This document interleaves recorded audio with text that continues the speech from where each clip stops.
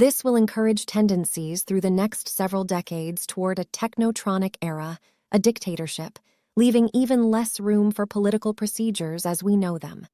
Finally, looking ahead to the end of the century, the possibility of biochemical mind control and genetic tinkering with man, including beings which will function like men and reason like them as well, could give rise to some difficult questions. Brzezinski was not writing as a private citizen, but as Carter's national security advisor and a leading member of the Club of Rome and a member of the Committee of 300, a member of the CFR, and as a member of the old Polish black nobility. His book explains how America must leave its industrial base behind and enter into what he called a distinct new historical era. What makes America unique is its willingness to experience the future, be it pop art or LSD. Today, America is the creative society. The others, consciously or unconsciously, are emulative. What he should have said was that America is the proving ground for Committee of 300 policies, which lead directly to a dissolution of the old order and an entry into the one world government new world order. One of the chapters in The Technotronic Era explains how new technology will bring in its wake intense confrontation that will strain social and international peace. Oddly enough, we are already under intense strains through surveillance. Lourdes in Cuba is one place where this is happening.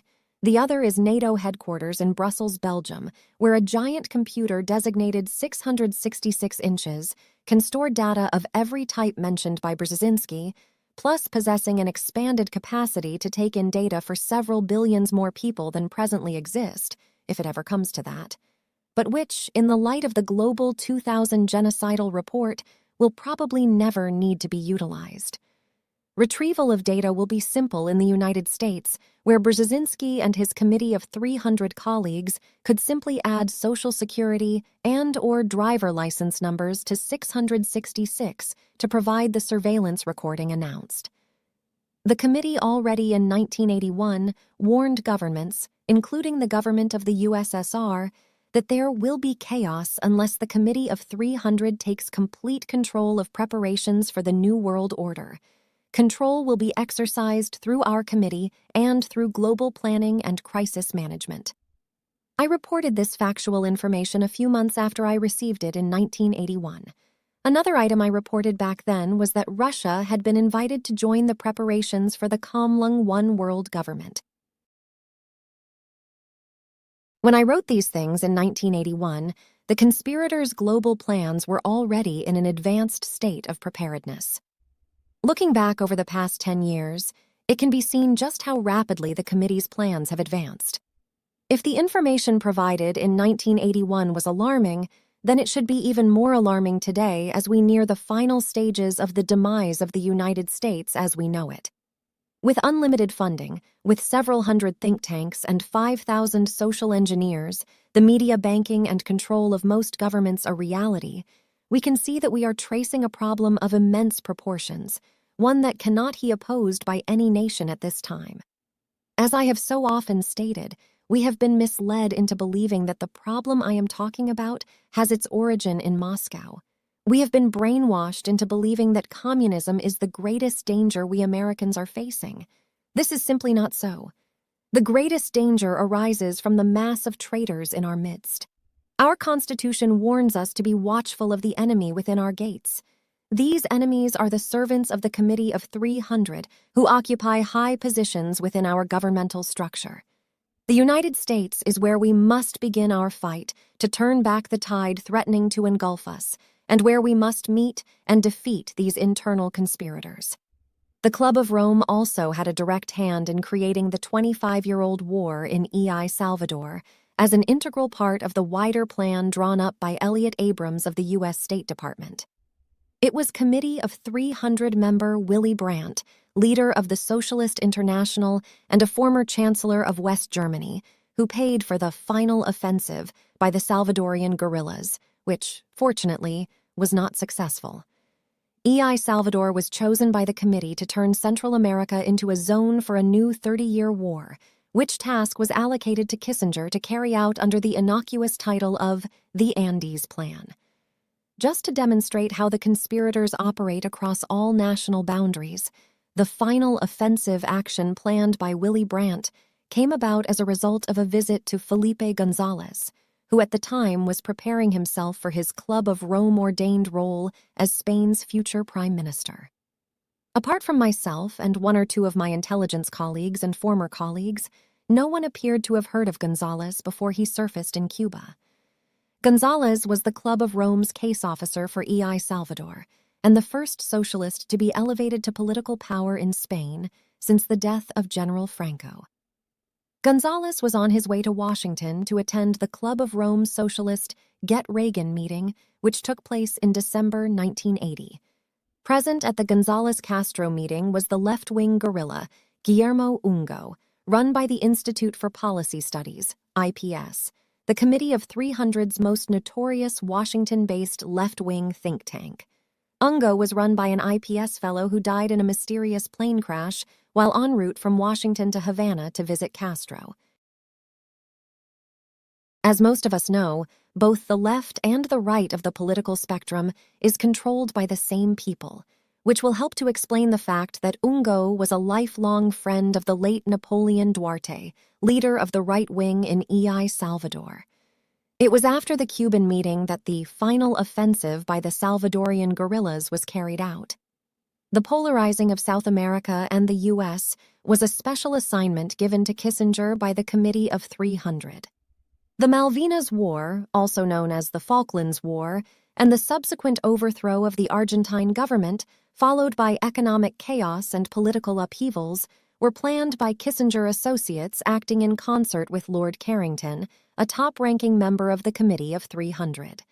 One of the principal Committee of 300 assets in the U.S., the Aspen Institute of Colorado, also helped plan events in Argentina, even as it did in the case of the fall of the Shah of Iran. Latin America is important to the United States, not only because we have so many mutual defense treaties with countries there, but also because it has the potential of providing a huge market for American exports of technology, heavy industrial equipment, which world have galvanized many of our faltering companies and provided thousands of new jobs. This was to be prevented all costs, even if it meant 30 years of war. Instead of seeing this huge potential in a positive light, the Committee of 300 saw it as a dangerous threat to its post-industrial zero-growth U.S. plans and immediately acted to make an example of Argentina as a warning to other Latin American nations to forget any ideas they may have had to promote nationalism, independence, and sovereign integrity. This is the reason why so many Latin American countries turn to drugs as their sole means of support, which may very well have been the intention of the conspirators in the first place. Americans in general look down on Mexico, which is precisely the attitude with which the committee wants the people of the United States to regard Mexico. What we need to do is change our thinking about Mexico and South America in general. Mexico represents a potentially huge market for all types of U.S. goods, which could mean thousands of jobs for Americans and Mexicans alike. Transferring our industries south of the border and paying the maquiladores slave wages is not in the interests of either country. It benefits nobody but the Olympians. Mexico received most of its nuclear power technology from Argentina, but the Malvinas War put an end to that. The Club of Rome decreed back in 1986 that it would stop exports of nuclear technology to developing countries.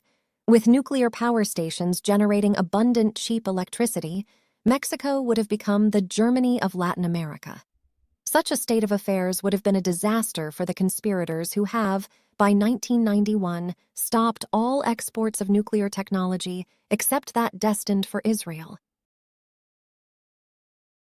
What the Committee of 300 has in mind for Mexico is a feudal peasantry, a condition that allows for easy management and looting of Mexican oil.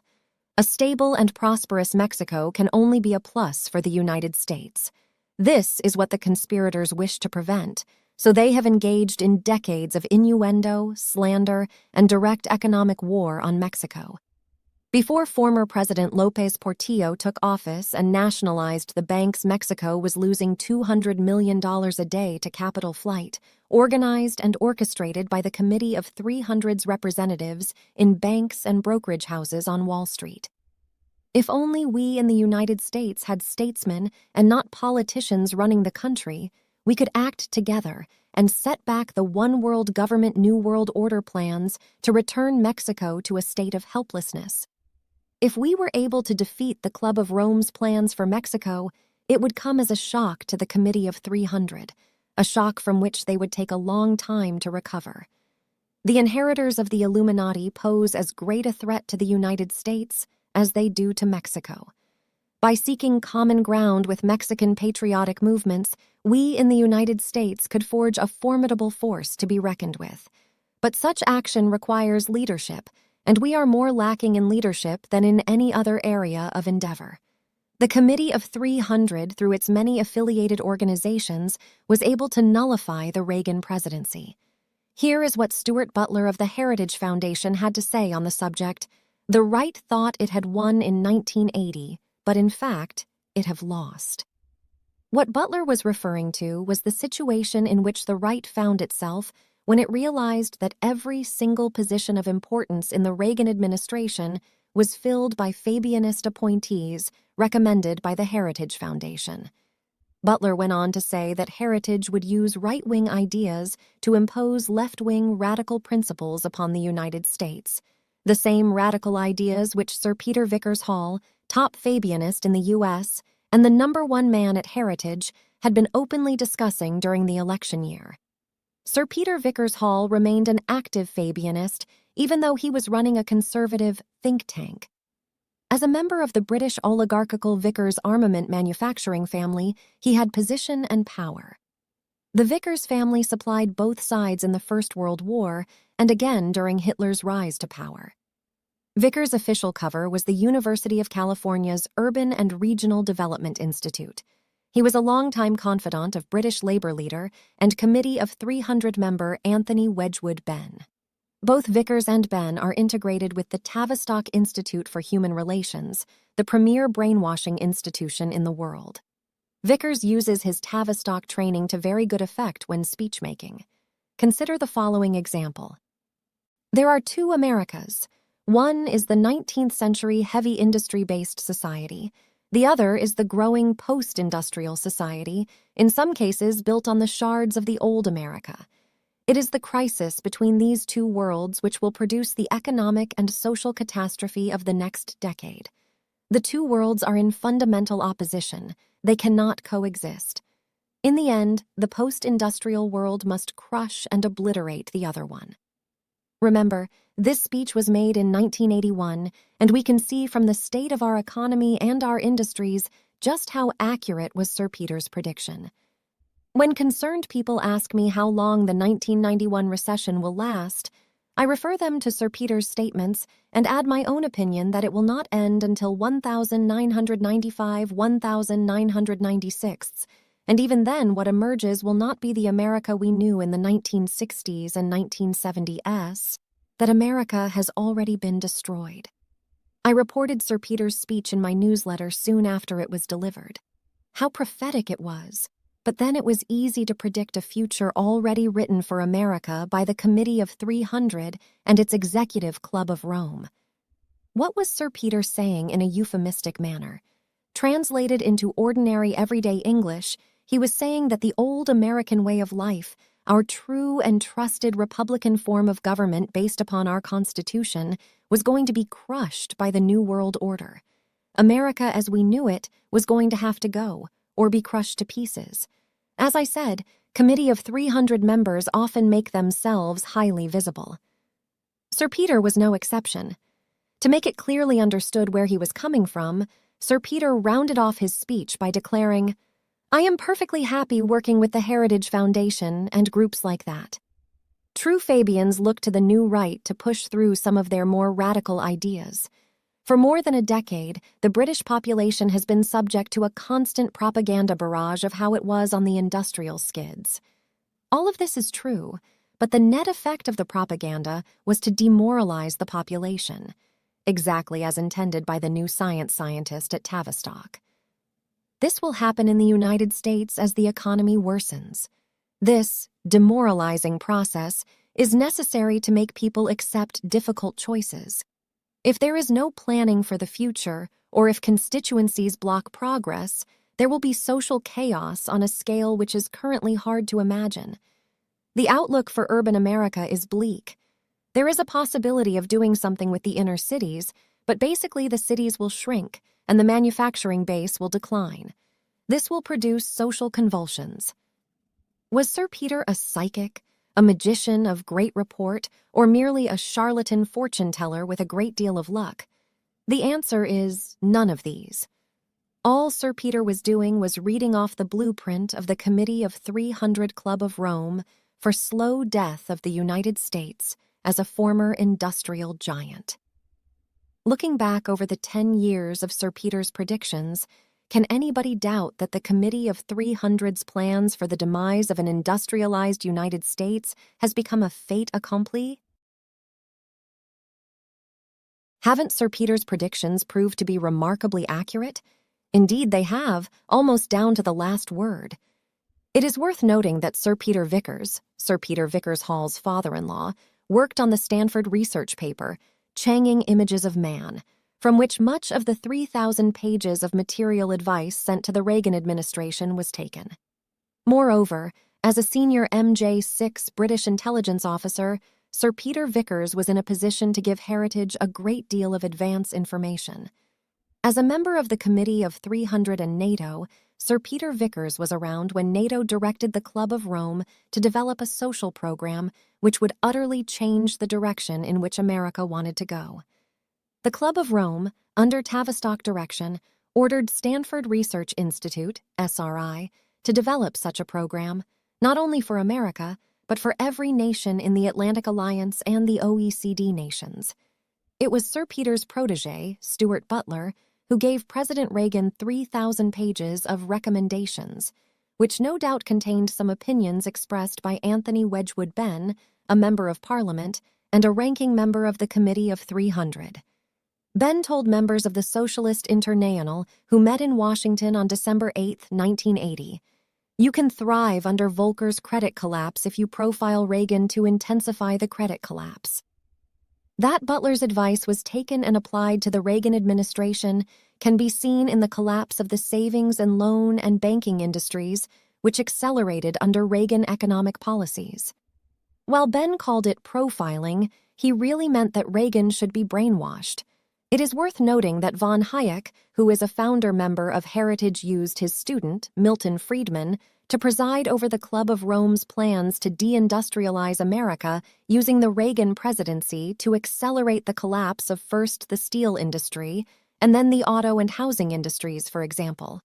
In this regard, a French black nobility member, Etienne d'Avignon, as a member of the Committee of 300, was assigned the task of collapsing the steel industry in this country.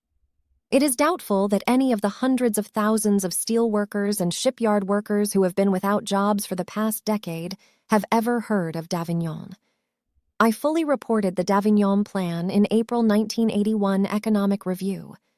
Attending that fateful December 10th Club of Rome meeting in Washington, D.C. was a mystery man from Iran who turned out to be Bani Sadr, the Ayatollah Khomeini's special envoy.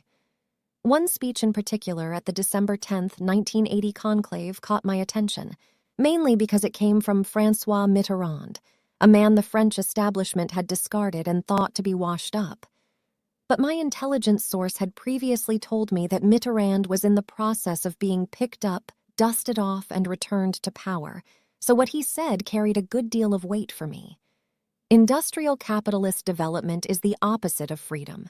We must put an end to it. The economic systems of the 20th and 21st century will use machines to crush man, first in the domain of nuclear energy, which is already producing formidable results. Mitterrand's return to the Élysée Palace was a great triumph for socialism. It proved that the Committee of 300 was powerful enough to predict happenings and then make them happen, by force, or by whatever means it took to make its point, that it could crush any and all opposition, even if, as in the case of Mitterrand, he had been totally rejected a few short days before by a discerning political power group in Paris. Another group representative at the December 1980 Washington meetings with observer status was John Graham, also known as Irwin Sewall, head of the fact-finding committee of the Anti-Defamation League, ADL. The ADL is an outright British intelligence operation run by all three branches of British intelligence, that is, M16 and the JIO. Sewall's extensive bag of dirty tricks was garnered from the sewers of the East End of London. Sewall is still a member of the super-secret SIS, an elite James Bond type of operation. Let nobody underestimate the power of the ADL, nor its long reach. Sewall works closely with Hall and other Fabianists. He was singled out as useful to British intelligence while at Ruskier Labour College at Oxford University in England, the same communist education centre that gave us Milner, Rhodes, Burgess, Maclean, and Kim Philby. Oxford and Cambridge universities have long been the province of the sons and daughters of the elite, those whose parents belong to the upper crust of British high society. While at Oxford, Sewall joined the Young People's Socialist League and was recruited by British intelligence shortly thereafter. Sewall was posted to the United States, where he came under the protection and sponsorship of one of the most insidious leftists in the country, Walter Lippmann. Lippmann founded and ran the League for Industrial Democracy and Students for Democratic Society, both leftist spoiler operations to set industrial workers at variance with what it called the capitalist class and management. Both of Lippmann's projects were an integral part of the Committee of 300 apparatus that stretched right across America, of which Lippmann was a most important member. Sewall has strong connections with the Justice Department and can secure FBI profiles of any person he targets. The Justice Department has orders to give Sewall everything he wants when he wants it. Most of Sewall's activities center around keeping an eye on right-wing groups and individuals. The ADL has an open door to the State Department and makes good use of state's impressive intelligence agency. The State Department has a layer of agents in the right wing, posing as fearless anti-Semitic fighters. There are 4 leaders in this group of informers, 3 of whom are discreet Jewish homosexuals. This spy group has been in operation for the past 2 decades. They publish virulently anti-Jewish newspapers and sell a wide variety of anti-Semitic books. One of the principal operators works out of Louisiana. A member of this group is a writer who is dearly beloved in Christian right-wing circles. The group and the individuals who go to make it up are under the protection of the ADL. Sewall was deeply involved in Abscam and is often called upon by law enforcement agencies to assist them in investigations and sting operations. Sewall was assigned to dog Reagan, in terms of the course laid out for the newly elected president by the Heritage Foundation, and to figuratively fire a few warning shots if Reagan looked like deviating or taking off his blinders at any time.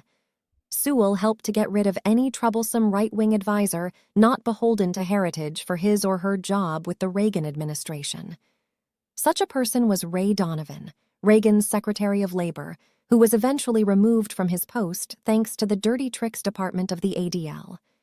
James Baker III, one of those on the list of 3,000 recommendations made by the Heritage Foundation, was the go-between who carried Sewall's messages of hate about Donovan to the president. Another important conspirator was Philip Agee, the so-called CIA defector. Although not a member of the committee, he was nevertheless its case officer for Mexico and run by the Royal Institute for International Affairs, RIIA, and the Council on Foreign Relations. For the record, nothing that happens in the U.S. happens without the sanction of the RIIA.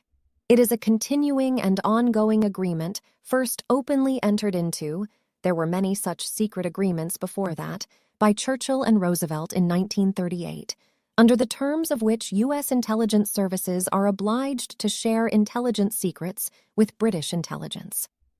This is the basis of the so-called special relationship between the two countries about which Churchill and Lord Halifax boasted, and which special relationship was responsible for the U.S. fighting the Gulf War against Iraq for and on behalf of British interests, more especially British Petroleum, one of the most important companies in the Committee of 300, in which Queen Elizabeth's immediate family has a big stake. No intelligence activity has taken place since 1938, except through this special Joint Command structure. Philip Agee joined the CIA after graduating from Notre Dame, where he was inducted into its Jesuit Freemason ring. Agee first came to my attention in 1968 as the intelligence officer behind the riots at the University of Mexico. One of the most important things about the Mexican student riots was that they occurred at the same time as student rioting in New York, Bonn, Prague, and West Berlin. With the coordination expertise and its special intelligence network, of which Interpol is an integral part, it is not as difficult as it might seem at first sight for the committee to set in motion carefully timed global actions, whether they be student rioting or deposing leaders of supposedly sovereign nations. It is all in a day's work for the Olympians. From Mexico, Agee moved on to align himself with Puerto Rican terrorist groups. During this time, he became a trusted confidant of the Cuban dictator, Fidel Castro. It should not be imagined that while Agee was carrying out these operations, he was doing so as a rogue agent. On the contrary, he was working for the CIA all during these assignments. Trouble came when Castro's DGI, Cuban Intelligence Service, was able to turn him. Agee continued to work in his capacity as a member of the CIA until his double role was uncovered. This involved the biggest Soviet listening post in the West, located at Lourdes, Cuba. Staffed by 3,000 Soviet specialists in signals monitoring and deciphering, Lourdes has the capability of monitoring thousands of electronic signals simultaneously. Many a private phone conversation between a member of Congress and his mistress was picked up at Lourdes and used to telling effect. Although we are told today in 1991 that communism is dead, the United States has done nothing to close down the vast spy operation which sits on our doorstep. Incidentally, Lourdes has the capability of picking up even the weakest tempest signal, which is the type given off by a fax machine or an electric typewriter, which, when deciphered, will give the contents of whatever is being typed or faxed. Lourdes remains dagger in the heart of the United States. There is absolutely no reason for its continued existence. If the U.S. and USSR are truly at peace with each other, why the continued need for so massive a spy operation? The simple truth is that rather than retrenching personnel as we are led to believe, the KGB has taken on additional recruits during 1990 and 1991. Bernard Levin is probably not a name that is well known in the United States. Unlike decadent pop stars or Hollywood's latest miserable discovery, academics seldom, if ever, come before the public eye. Of the hundreds of academics in the United States working under the control of the Club of Rome, Levin is worthy of special mention, if for no reason other than his role in undermining Iran, the Philippines, South Africa, Nicaragua, and South Korea. The demise of the Shah of Iran was run to a plan devised by Bernard Levin and Richard Falk and supervised by Robert Anderson's Aspen Institute. Levin was the author of a work entitled Time, Perspective, and Morale, which is a Club of Rome publication concerning how to break down the morale of nations and individual leaders. Here is an extract of the document. One of the main techniques for breaking morale through a strategy of terror consists in exactly this tactic. Keep the person hazy as to where he stands and just what he may expect. In addition, if frequent vacillations between severe disciplinary measures and promise of good treatment together with the spreading of contradictory news make the structure of the situation unclear, then the individual may cease to know whether a particular plan would lead toward or away from his goal. Under these conditions, even those individuals who have definite goals and are ready to take risks are paralyzed by the severe inner conflict in regard to what to do. This Club of Rome blueprint applies to countries as well as to individuals, particularly the government leaders of those countries.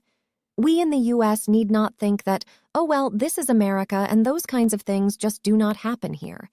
Let me assure you that they are happening in the U.S., and perhaps more so than in any other country.